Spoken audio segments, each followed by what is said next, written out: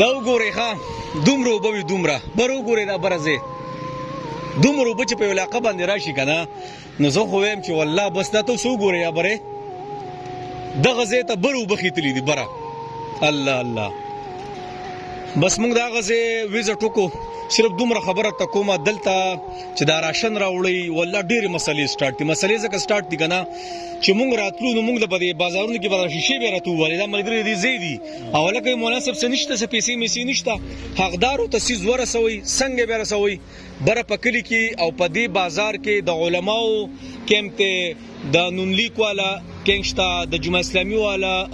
کیمپ شته د نیشنل والا کیمپ شته د هغه ذمہوار خلک دی که نه د پی ټی آی کیمپ شته ماشاءالله د هغه ذمہوار خلک دی چې دا به ستاسو څیز رسوي هلته او که دغه نه بیا کلي ته ځئ کلي ته هلته کلي کې ماشاءالله د دوی خپل یو یونین ساز دی هغه کسانو ته څیز په ورکوئ په دې لارو کوڅو کې ورراشنې مه ورکوئ موږ د پخپله به شیشې راته وډبولې مناسب څه شته اوس نشته خو بهر کې نغدو پیسو ډېر یو قسم نه اهتمام وکړ الحمدلله موږ خپل وس منډه تړلو واله پیسې هم راوړې خو دومره خبره تاسو ته کوو چې دا وګوره دا دومره اوبه راغلي صرف وګورئ ځه دا پکې راواړوه دا یار دا بره دغه پکې راواړوه دا وګوره ښه دا دې نه مخکې اورېدلې وې خو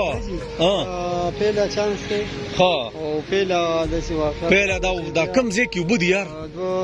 تقریبا 10 سړي